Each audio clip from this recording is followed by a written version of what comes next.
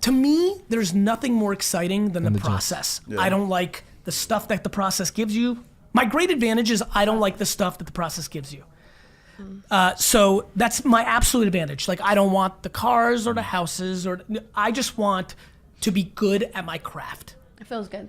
You know, I love that. I think I connect with you on that quite a bit. I took that away from when we met like 6 months ago or what have you. I was like, oh, fuck. I understand him.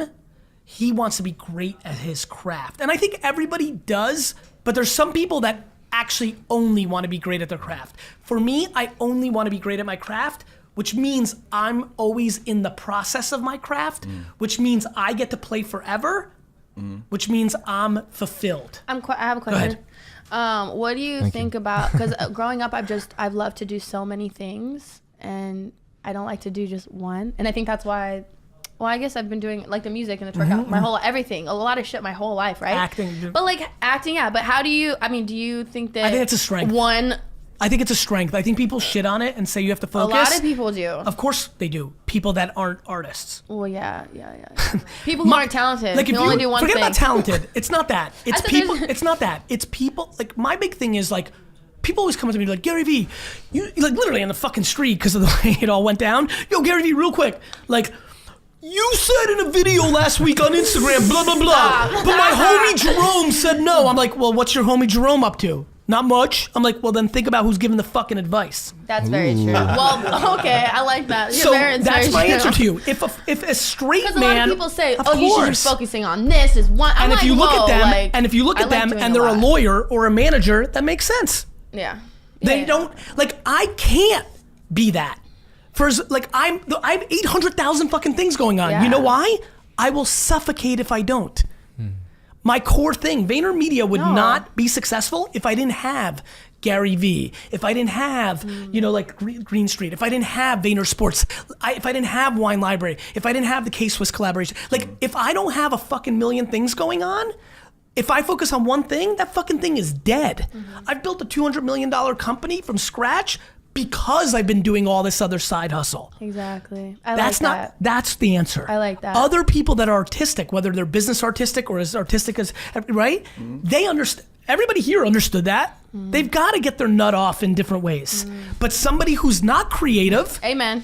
Right? You're so right. You know? That's very true. Yeah, so like, I like that. The reason you can, like, you need to scratch other itches, otherwise you get suffocated. Well, what's the point of life, right? No, but you should at least master something. I meet a lot of people that I want to be a freaking mogul. Okay, but what are you going to start at first? I want to do everything. They want to do everything. It's a problem. To your point, you just said two things. Like, if you were pitching it that way, that's exactly right, because they haven't said anything yet. Yeah. I want to be a mogul. I want to do everything. No, you didn't say anything yet. No, but I hear that a lot. If they're like, brother, everybody's... That's just because they want to probably make money. Like, I just want to do everything. No, but we're talking about creative people, right? Like, I love acting. I love singing. Yeah, but you know what's so funny? So many people want to do creative things because they think that's how they're going to make money, to your point. Well, no. People do things for the wrong reasons. Like, correct. I agree. You should do something. I mean, if you're fortunate enough to do something that you fucking love and do it every day. Look, you're very interesting to me because you don't look the part of the normal BMX, and I think that means you fucking loved it. Like, I'm really kind of leaning into a new version of myself on this. Like, right now, I can't stop making content around going to garage sales and thrift stores and flipping. I used to do that when I was younger. I loved it. I can't stop.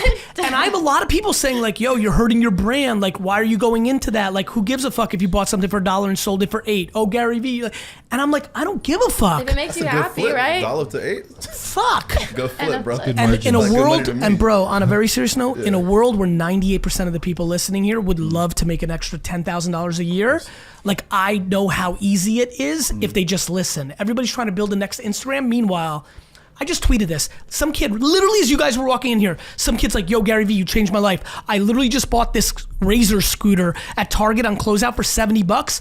I took a picture of it. This guy took it gangster. He's like, I took a picture of it in the store.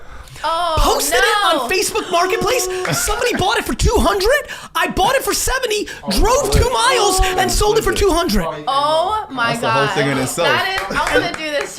And so, that's a mogul in making right there. And by the way, to your point, I love you for that. To me, when kids are like, "Yo, I'm gonna build the next Instagram. Yo, I'm gonna build the next Snapchat, the next Uber. I'm gonna be a mogul. I'm gonna this." I'm like, have you ever made any money? Facts. Like, right? Like to me, the lemonade stand kid, the blow pop kid, the burn the CD kid, the baseball card kid, like the kid. When I wake up at 4:30 and go to the airport because I take a lot of 6 a.m. flights, and I drive by and see a bunch of kids in line, knowing they're buying some limited edition bag, some limited edition sneaker, some limited edition something, I look at them and I'm like, those are my people. Not when I go into these big corporations and see the CMOs that I love them, but they're not my people. That doesn't mean they're not good. That means that they were great at school, that they're great at process, that they're great at that's just not me. I'm great at waking up at 3:30, not giving a fuck what anybody thinks, standing in line during a fucking snowstorm, getting my $80 pair of something and selling it for fucking $215 on StockX the next day. That's me. It's good money. And I'm gonna do that all the way to fucking winning 6 Super Bowls in everybody's mouth.